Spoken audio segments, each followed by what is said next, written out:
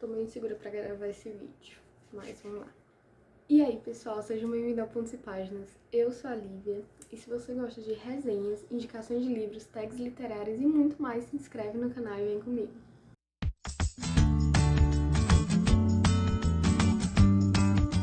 Então, o vídeo de hoje vai ser bem diferente.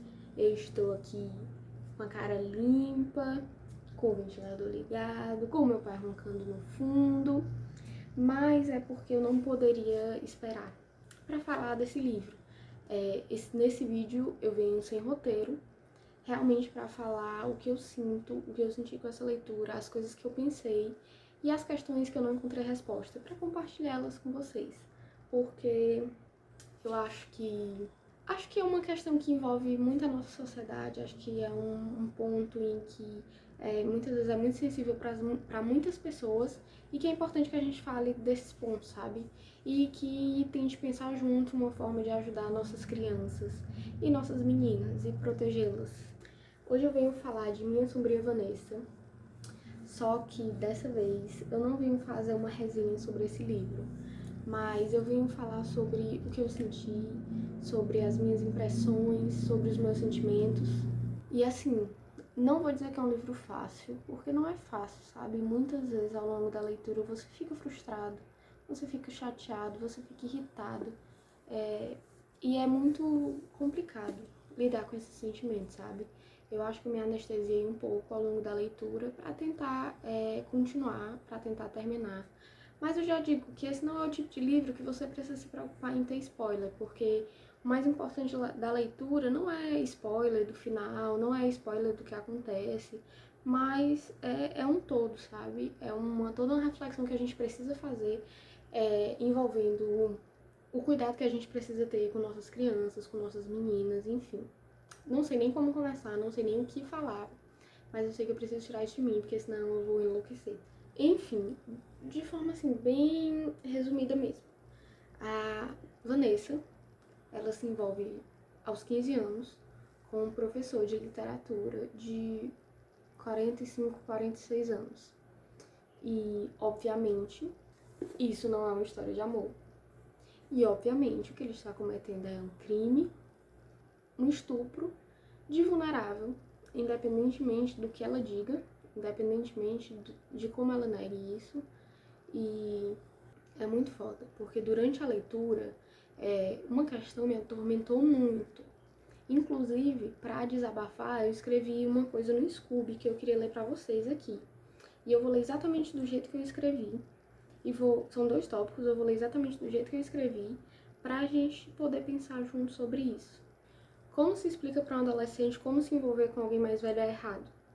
Eles que adoram contrariar os pais, que gostam de mostrar que são maduros, que são diferentes dos outros. Como o ensinamento consegue se sobressair à manipulação? Qualquer adolescente poderia cair na conversa de um abusador, mas como fazer para que ele não caia? E isso foi uma questão que me atormentou muito, porque assim, é que nem você falar, tipo, não aceite doce de estranhos. Beleza, a criança vai entender isso, não vai aceitar doces de estranhos. Mas às vezes o estranho sei lá, o pai de um amiguinho que no primeiro dia só conversa e depois se aproxima mais e depois deixa, sei lá, a criança alisar o cachorrinho que ele levou pra mostrar e depois diz que ela trouxe esse cachorrinho só pra ele conhecer e depois dá um doce. E como a criança negaria, sabe? Entendeu? Tipo, é muito complicado porque a gente ensina frases prontas, de tipo assim, não aceite doces de estranhos, não se envolva com os professores, se alguém encostar em você, grite. Só que isso são coisas muito genéricas e muito quadradas para a vida real, sabe? São coisas que podem até te tranquilizar como pai ou como mãe ou como irmão, podem te tranquilizar naquele momento, mas isso não impediu nada, sabe? Isso não quer dizer que a criança ou o adolescente não vai cair naquela manipulação, entendeu? Daquela pessoa, manipulador, enfim, dependendo do caso, né? E aí eu fiquei me questionando muito como nós, como responsáveis também pelas crianças da nossa sociedade e pelos adolescentes também, como a gente conseguiria fazer com que isso mudasse, sabe? Porque lendo esse livro, eu pensei muito, tipo assim, o que é que os pais da Vanessa poderiam ter feito para que essa situação não chegasse aonde chegou? E eu não sei se eles poderiam ter feito algo, entende? Talvez pudessem, talvez não, eu não sei. E eu fiquei me questionando muito, porque é muito fácil falar, mas na vida, na prática, quando aquilo acontece, muitas vezes a gente não sabe o que fazer, entendeu?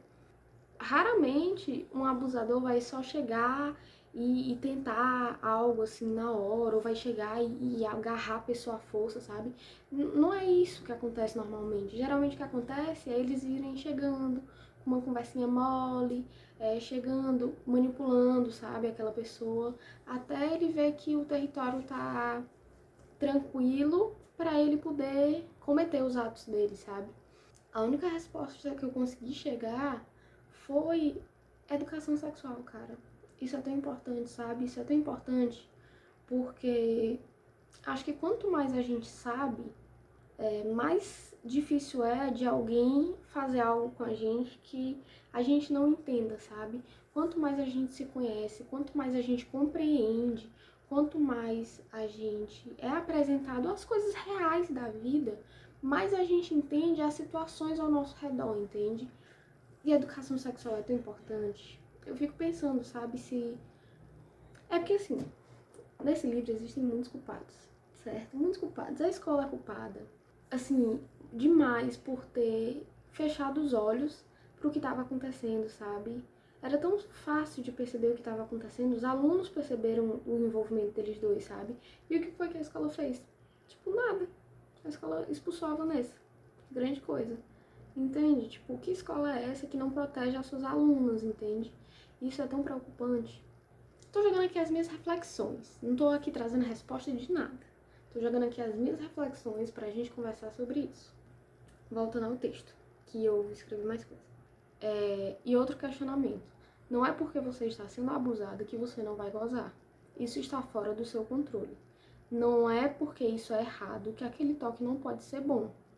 Portanto, isso também precisa ser dito. Pode sim ser gostoso, mas continua sendo errado. Enquanto isso não for explicado explicitamente, as meninas vão continuar acreditando que o toque daquela pessoa sempre vai ser ruim se for errado, e se não for ruim, é porque talvez seja certo. Exatamente como acontece aqui, exatamente como ela fala em um trecho. Porque todo mundo tem tanto medo de admitir como isso pode ser bom. Ser seduzida é ser amada e manuseada como algo precioso e delicado. Portanto, não necessariamente o primeiro toque vai ser ruim, mas continua sendo errado, invasivo, criminoso e manipulador. Precisamos ensinar isso às nossas meninas para que elas aprendam que sentir prazer é normal, mas precisa ser feito da forma correta, com a pessoa correta, nas condições corretas. Então, eu fiquei me questionando muito.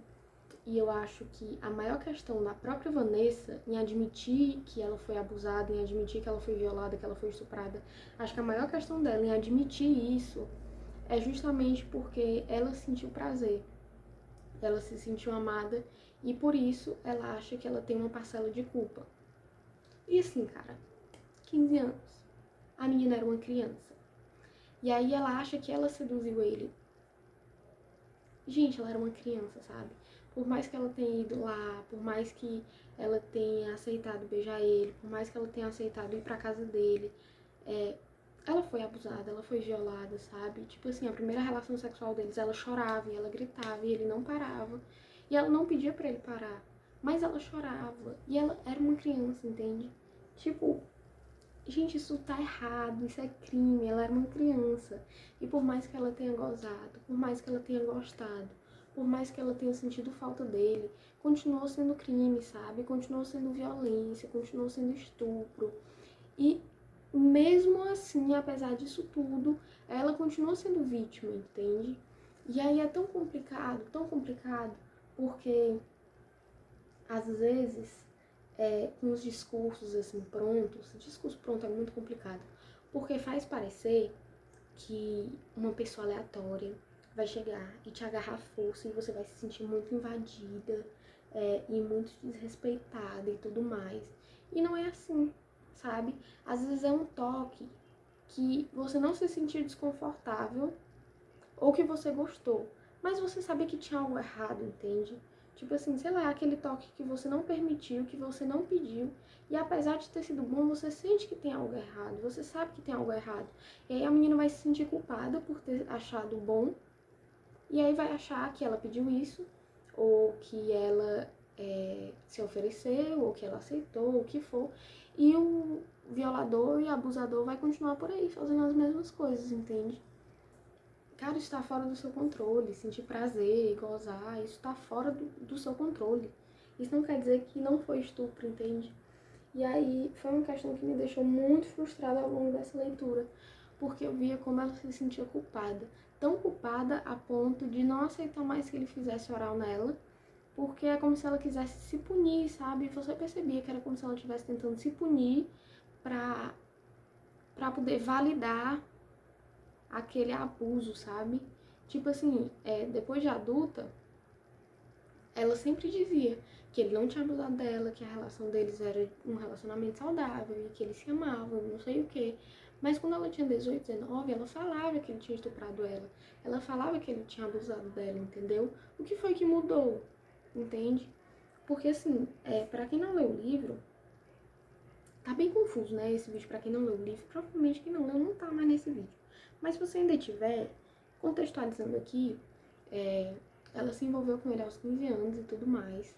Ele ficou rodeando ela, ele viu que ela era seria uma presa mais fácil, uma menina de interior, né? Pelo que eu entendi, ela é de interior. Ou, não sei, eu não entendi se é de interior ou não. Mas assim, uma menina mais pobre, comparada às pessoas daquela escola, uma menina solitária, sem amigos, calada, que seria tipo uma presa mais fácil pra ele. E aí ele foi rodando ela, rodando, até ela aceitar aquela sedução dele e tal, e cair no papinho dele. E aí, você lendo, você vê claramente como ele tá manipulando ela, você vê claramente como ele consegue fazer pra que ela aceite tudo que ele quer. Mas ela não percebia isso, né? E aí eles se relacionam, e aí ela é expulsa da escola porque descobrem esse relacionamento deles. E ela nega tudo e admite a culpa, dizendo que ela mentiu e fingiu que era namorada dele. E ele manda expulsarem ela sem ela saber, né, claro. E aí eles continuam se relacionando até os 19, 20, 21. E não como namorados. Não como namorados. Deixando isso bem claro. Não é como namorados que eles se relacionam.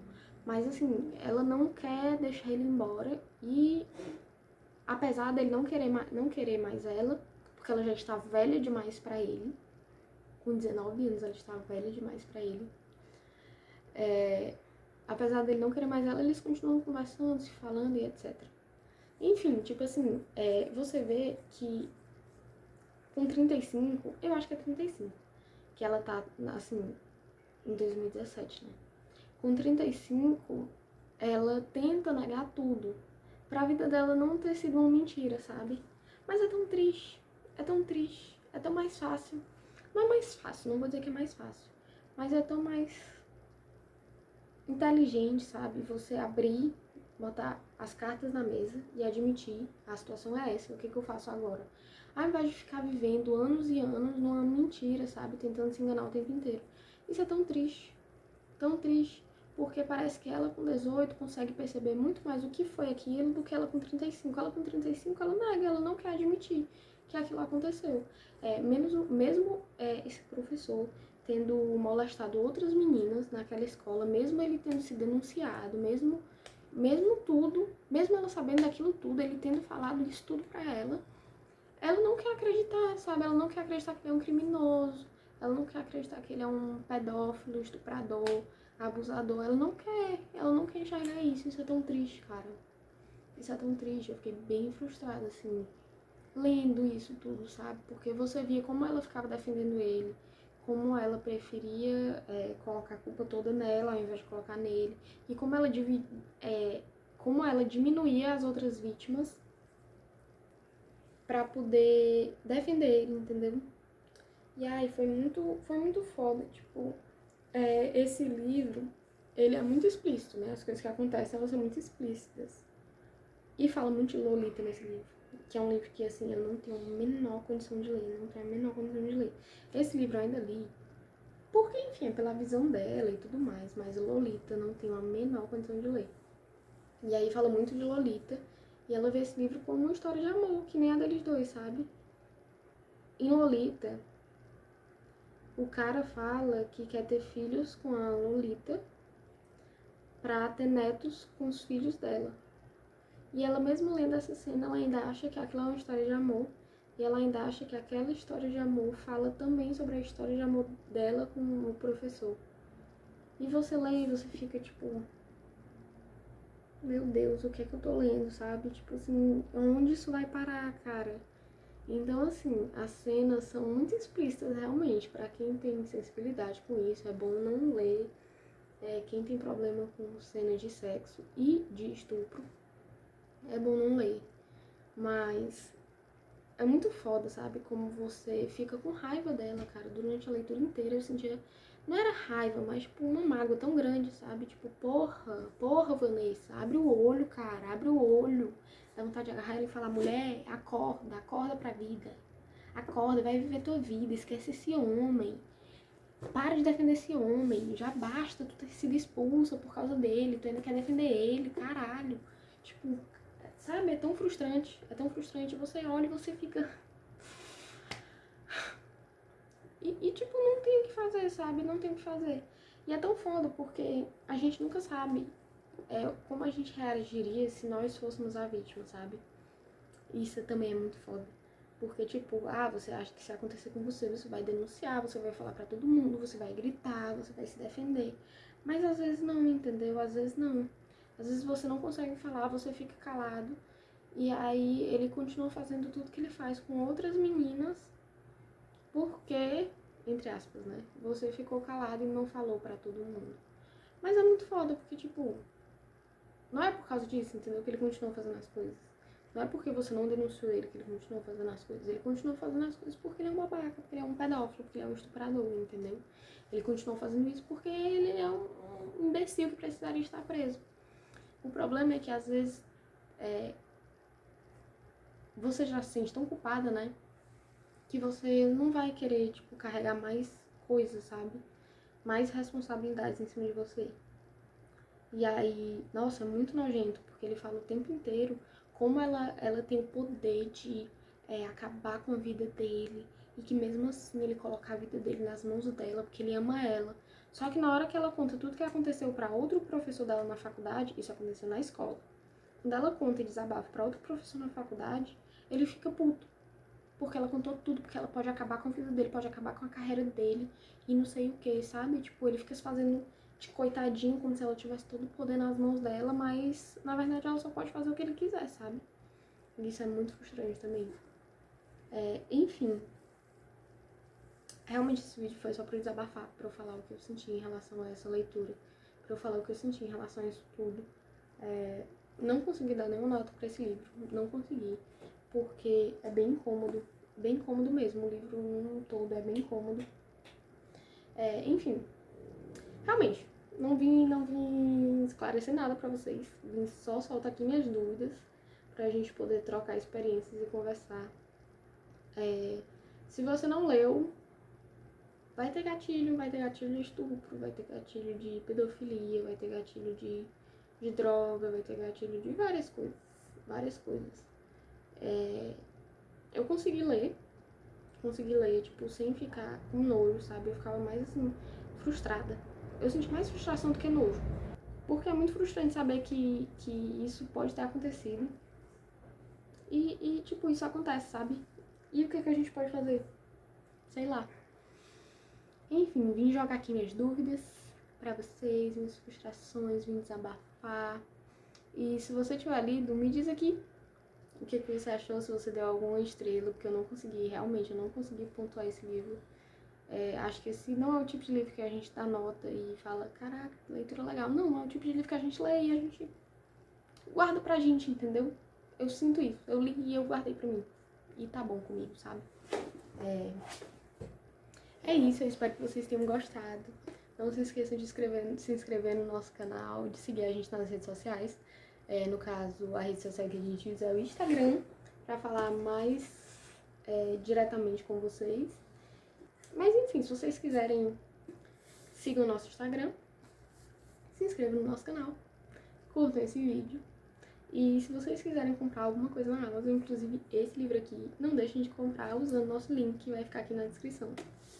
É isso. Eu não espero que vocês tenham gostado, mas eu espero que vocês se questionem também comigo, ou que tentem esclarecer alguns dos meus questionamentos. E é isso, gente. Tchau.